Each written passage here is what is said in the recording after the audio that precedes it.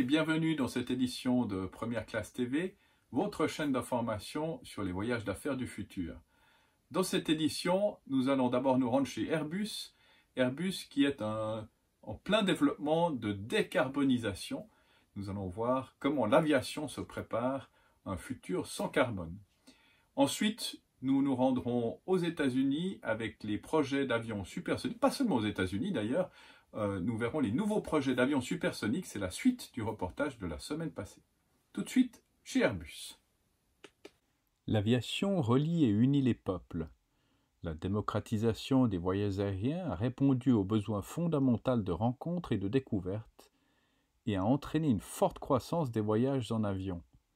Celle-ci a amené les constructeurs aéronautiques à explorer des technologies innovantes pour garantir aux générations futures de pouvoir voler autant que la nôtre. Il y a quelques années encore, la notion de vol électrique était considérée comme un objectif très lointain. Aujourd'hui, c'est une réalité, l'objectif des constructeurs de décarboniser l'aviation. Mais décarboniser l'industrie aéronautique n'est pas une mince affaire. Pour y parvenir, les constructeurs aéronautiques doivent recentrer tous leurs efforts sur les technologies qui les y mèneront. C'est ce qui a été fait entre Airbus et Rolls-Royce avec les démonstrateurs eFan-X, un projet qui vient de se terminer à cause de la crise. Lorsque le projet eFan-X a été lancé en 2017, l'ambition était de repousser les limites en testant des technologies de rupture dans une approche révolutionnaire des futurs avions. Au cours des 3 dernières années, chaque étape réussie de l'eFan-X a permis notamment de progresser sur les technologies suivantes.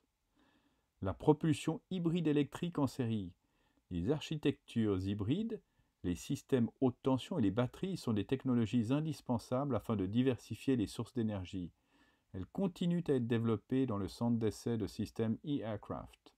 De nouvelles voies pour une réduction du CO2, l'exploration des possibilités et des limites de la propulsion hybride électrique en série a également permis des recherches sur de nouvelles technologies. L'hydrogène en fait partie, qui représente une énorme opportunité. La semaine passée, nous avons découvert un nouveau parc industriel dédié à l'aviation supersonique en Floride. L'occasion pour nous, cette semaine, de découvrir les projets d'avions supersoniques qui sont en cours de production. Le projet AS2 est le projet le plus avancé en termes d'avions supersoniques du futur. Il va révolutionner l'aviation d'affaires telle qu'on la connaît aujourd'hui. La NASA également étudie le futur du vol supersonique, avec surtout ses problèmes de bruit. Elle l'a fait grâce au Lockheed Martin X-59, un avion très long pour une meilleure répartition du son. Un avion qui vole à 55 000 pieds à Mach 1.4, qui permet ainsi de réduire les temps de parcours par rapport au jet d'aujourd'hui de moitié. Son premier vol est prévu en 2021, donc l'année prochaine. De même, Boom Aerospace, une autre société qui fait des tests de vols aéronautiques. On le voit, le voyage aérien du futur sera certainement plus rapide, sera certainement supersonique et silencieuse. En combinant ces deux qualités, on trouve là certainement l'aviation du futur.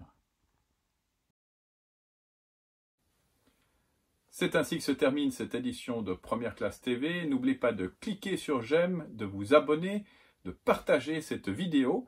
Nous nous retrouvons la semaine prochaine avec un avion surprenant. À la semaine prochaine.